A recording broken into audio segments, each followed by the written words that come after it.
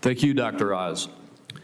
As I mentioned in my opening statement, your background and experiences bring a fresh perspective to the role of CMS administrator. As an accomplished physician, you have firsthand experience not only with the bureaucratic nature of federal government payment programs, but also the impact of chronic disease, as you've discussed in your statement. I'd be curious if you would just expand a little more on your vision for CMS and how you would integrate nutrition and lifestyle-based interventions into our healthcare system.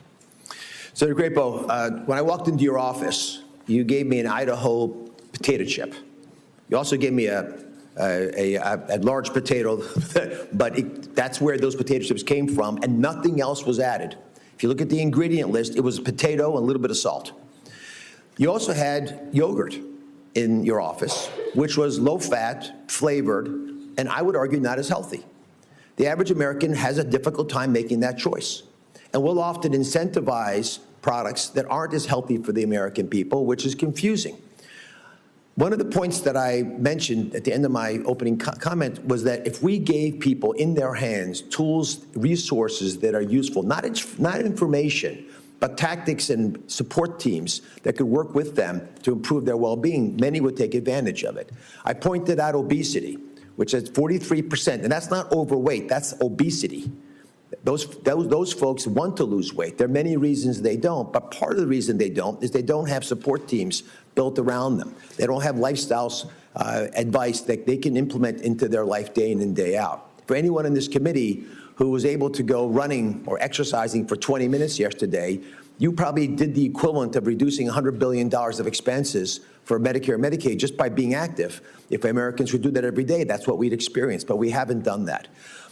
One tactic that I believe will work quite effectively is if we can get real-time information from physicians and other health providers taking care of patients, and using that real-time information, give feedback to people who are worried about their well-being. That's when they're more likely to use that advice.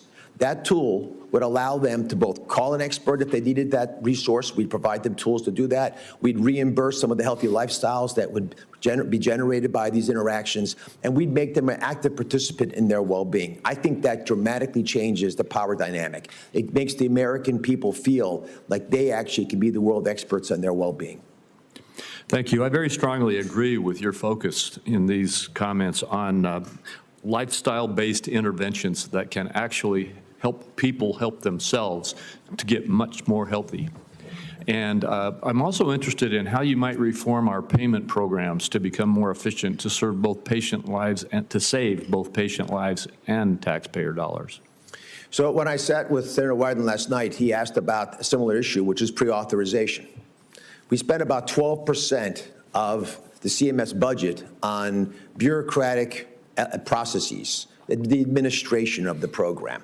And most of that money is taken by middlemen in ways that I don't think need to be true in the long term. I believe we have the power right now with technology that didn't exist even 3 or 4 years ago to automate a lot of these processes, and pre-authorization is a good example. There are about 15,000 procedures that go through pre-authorization. Insurance companies in aggregate probably have 5,000 they'll list, but they only have to have about 1,000 in order to truly make a difference and make sure that the right procedures are done in the right way.